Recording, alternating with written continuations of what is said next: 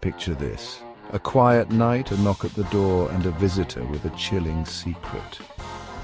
Intrigued, Mrs. Thompson was enjoying her usual evening cup of tea when there was a knock at the door. Odd, she thought, no one ever visited this late. She opened the door to find a tall, shadowy figure standing in the moonlight. "Good evening," the stranger said, his voice smooth but unsettling. "May I come in?" Mrs. Thompson hesitated, but something about his gaze made her step aside. As he stepped in, the air grew colder. The stranger introduced himself as Mr. Gray, a traveller who had lost his way. The conversation flowed smoothly, yet Mrs. Thompson couldn't shake the feeling that something was off.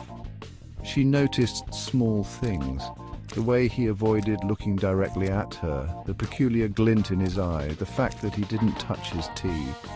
Just when she was about to ask him to leave, Mr. Gray stood up and smiled.